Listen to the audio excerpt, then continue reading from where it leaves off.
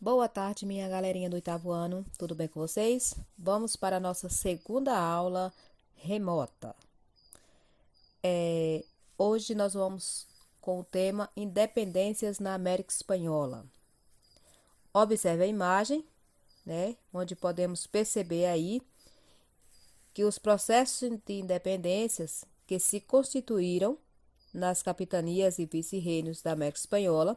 Os conteúdos que vamos apresentar suscitam indagações sobre os ideais que circulam entre os defensores da independência e as influências que os princípios iluministas e liberais exerceram nesse movimento, assim como as diferentes visões de liberdade dos grupos sociais envolvidos.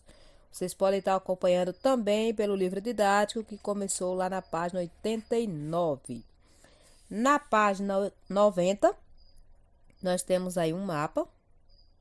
Vamos observar aí, também falando sobre as independências na América Espanhola. Analisem com atenção as legendas,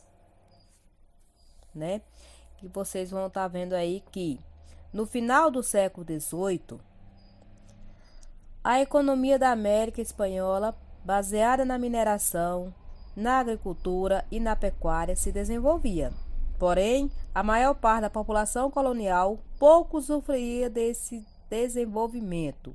Uma elite formada por espanhóis, no caso os chapetones e seus descendentes, os crioulos, explorava cerca de 15 milhões de pessoas, em geral mestiços, indígenas, escravos, ambos de origem africanas.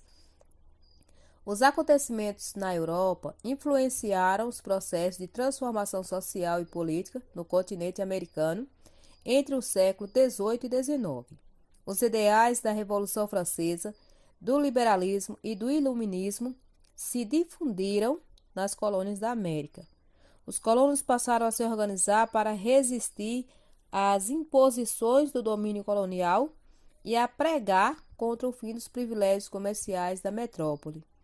É fundamental destacar também que as lutas pela independência na América Espanhola expressam a influência teórica do liberalismo e dos ideais iluministas. No entanto, existiam diferentes projetos de emancipação que estavam em disputa. No caso, os indígenas, africanos e camponeses tinham concepções de liberdade e projetos diferentes das camadas médias e das elites.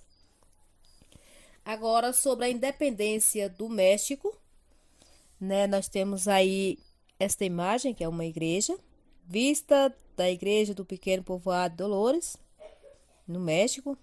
Segundo a tradição mexicana, foi ali que ocorreu o chamado Grito de Dolores. Podemos destacar que as características mais relevantes do movimento que se conflagrou pela independência do vice-reino da Nova Espanha, onde hoje está localizado o México, foram as lutas camponesas pelo direito à terra. O movimento apresentou uma série de questionamentos sociais. O padre Miguel Hidalgo ajudou a organizar o movimento que se reivindicava o fim da escravidão e a cobrança de tributos dos indígenas pelos espanhóis. José Maria Morelos defendia os direitos indígenas e receberam pelas terras que arrendavam, assim como o fim das dívidas dos mestiços como os europeus. O medo de uma revolta social levou as elites a se unirem em torno da coroa espanhola. Na página 93, temos também aí uma imagem que é representando a independência da América do Sul. Observe aí, todas as imagens quando se fala de independência, elas representam tipo uma guerra. Então, observem essa imagem, o papel de alguns líderes que tiveram dentro do processo de luta pela independência na América. A liderança na história é um tema controverso, quando se trata de independência, porque as relações entre contexto e personagens são possíveis de ser exploradas nas unidades, tanto a partir da figura e dos atos de Napoleão Bonaparte, quanto a partir da ação de Bolívar e San Martín, que são os líderes da independência da América Espanhola. Temos também na página 95 uma outra imagem. Essa imagem representa aí uma ilustração da Câmara dos Deputados e a Praça de Maio, em Buenos Aires, Argentina. Ilustração essa foi feita em 1890. Na página 96, aí já é uma imagem representando aí indígenas e africanos da América independente.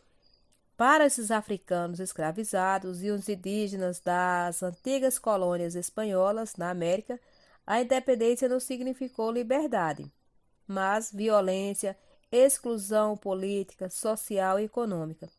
Com a integração da América Latina, a economia mundial, segundo os princípios do liberalismo, os indígenas tiveram ameaçada a posse coletiva da terra, tiveram de arcar com novos tributos e foram vítimas de maus tratos e campanhas genocidas.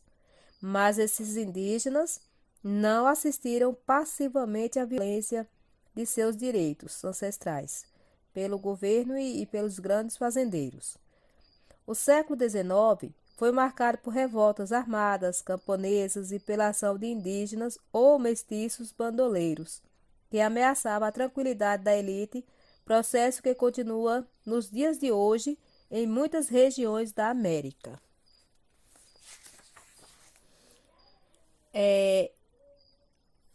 Esse resumo hoje foi apenas para vocês compreenderem um pouquinho sobre o tema, né? Observe aí com carinho, assistam várias vezes se possível e vamos à atividade, ok? Bom estudo, boa aula e bom trabalho para vocês.